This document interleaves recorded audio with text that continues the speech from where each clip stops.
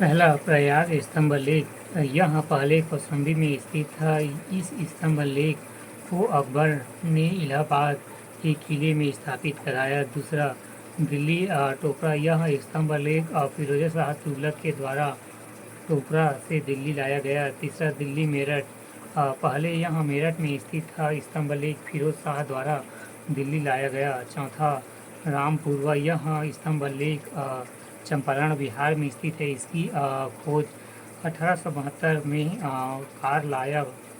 Carlyle ने की। 5 लोरिया अहिराज चंपारण बिहार में।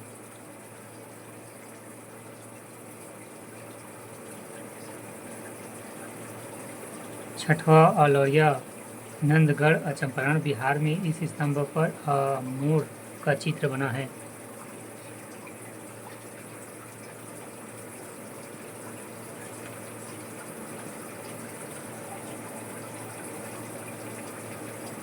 कौशाम्बी अभिलेख को रानी का अभिलेख कहा जाता है। अशोक का 7वां अभिलेख सबसे लंबा।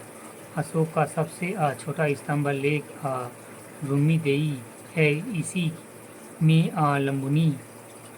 लंबिनी में धंध यात्रा के दौरान अशोक द्वारा भू राजस्व की दर घटकर 1/8 भाग कर दिया और लंबुनी ग्राम का धार्मिक कर बलि माफ कर दिया गया।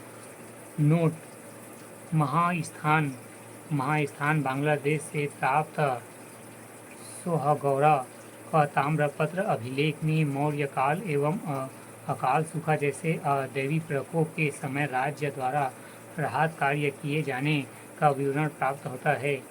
प्रथम पृथक शिलालेख में यह घोषणा है कि सभी मनुष्य मेरे बच्चे हैं। अशोक का सार एक ऊना कंधार अभिलेख ग्रीक एवं आर्मेयिक भाषाओं से प्राप्त हुआ है।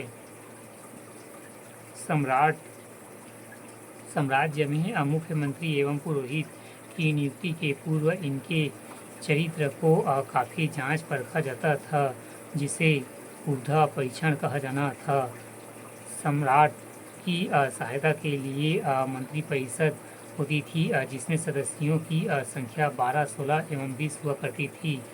अर्थशास्त्र में शीर्षस्थ अधिकारी के रूप में तीर्थ का उल्लेख मिलता है, जिसे महामात्र भी कहा जाता है। इसकी संख्या 18 थी। अर्थशास्त्र में चर जासूस को कहा गया।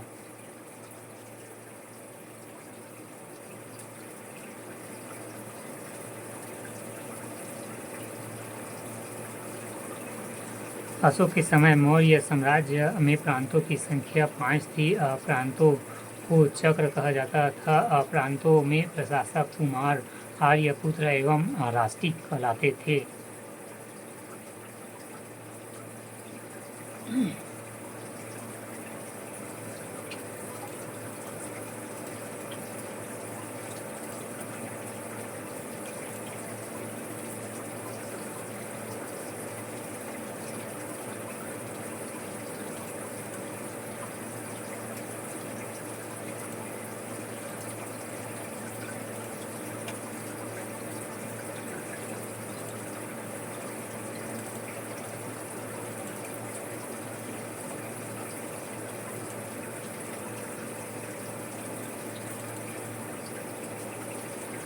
प्रांतों का विभाजन विषय में किया गया था, जो विषयपति के अधीन होते थे।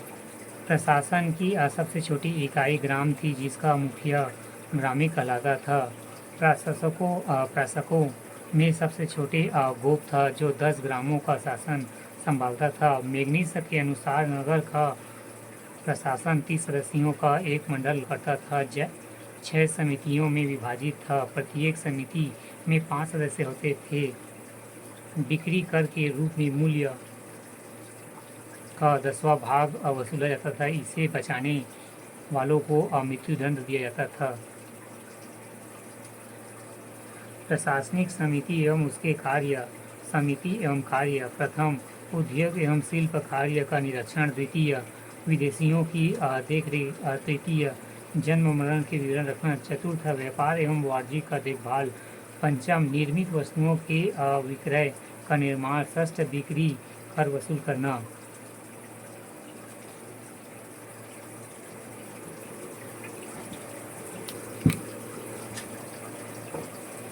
मैग्नीज के अनुसार एग्रोनोमाई मार्ग का निर्माण अधिकारी था।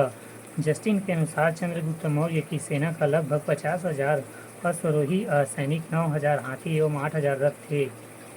जस्टिन नामक यूनानी लेखक के अनुसार चंद्रगुप्त ने अपनी 6 लाख की फौज के सारे भारत को रौंद दिया। यह बात सही भी हो सकता है और नहीं भी, लेकिन यह सही है कि चंद्रगुप्त ने पश्चिमोत्तर भारत को सेल्युकस की गुलामी से मुक्त किया। जस्टिन ने चंद्रगुप्त की सेना को लुटेरों की सेना कहा है।